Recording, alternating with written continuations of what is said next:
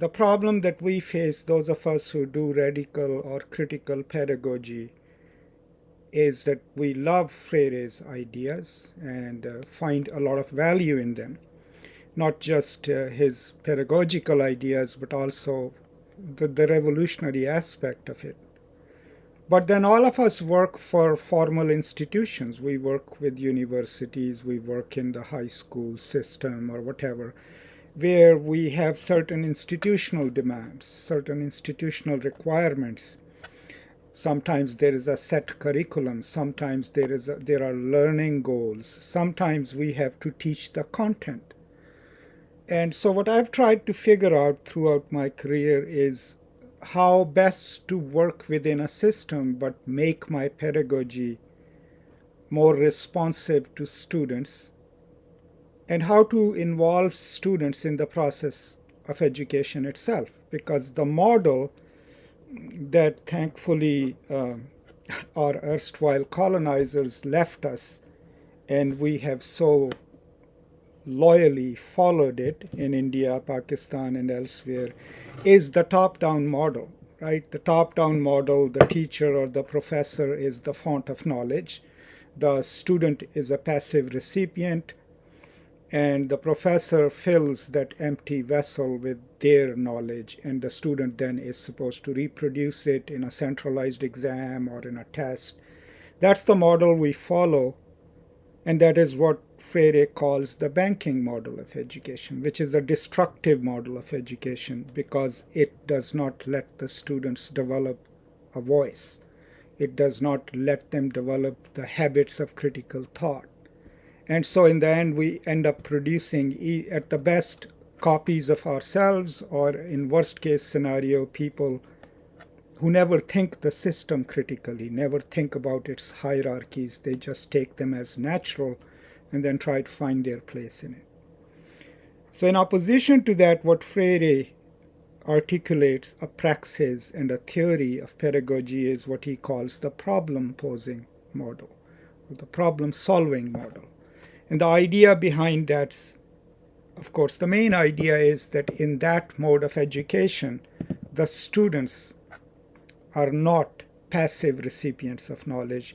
They are active participants. They are the ones who share their lived experiences, their ways of viewing the world with the teacher, with the researcher, and based in that knowledge, then the professor, the teacher, the researchers then develop and co-learn with the students. The mode of teaching would thus be more egalitarian. It would be more like sharing the knowledge and not just dispensing knowledge. And I've often thought about it because given the circumstances in which we work as professors like me of literature, you of linguistics, there is a disciplinary content that the students need to master to qualify as linguists or literary scholars.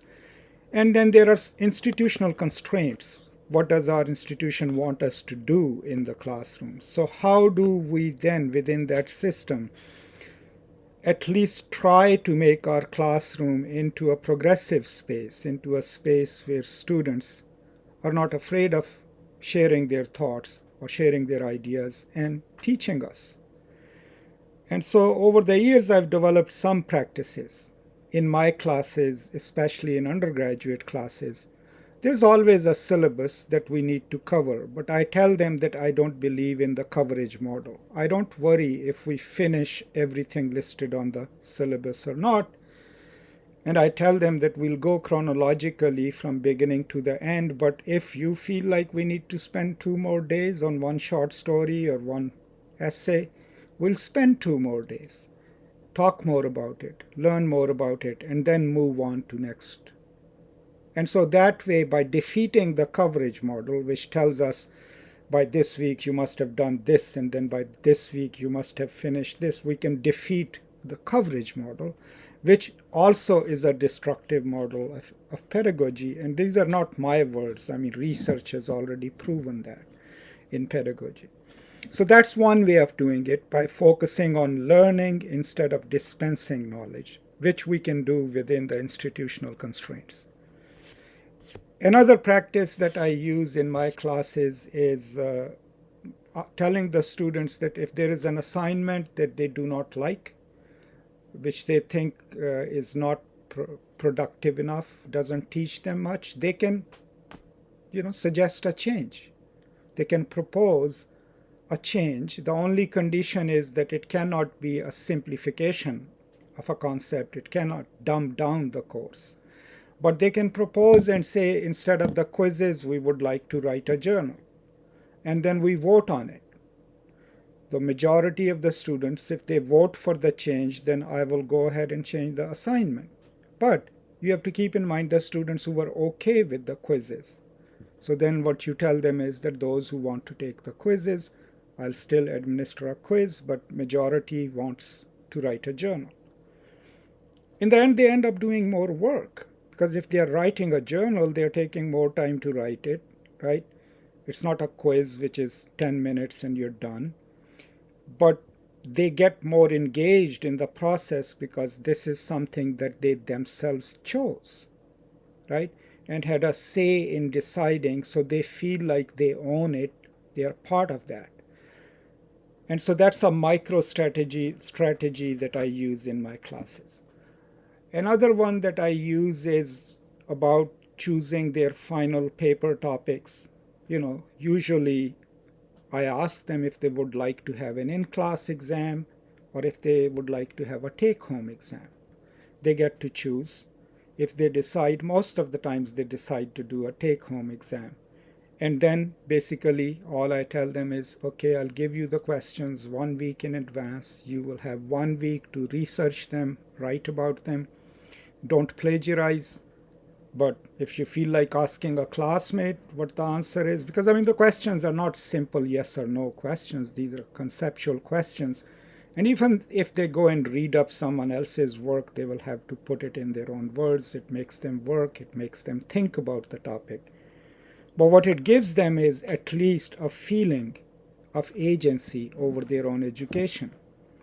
And that feeling is very productive for any kind of pedagogy or education.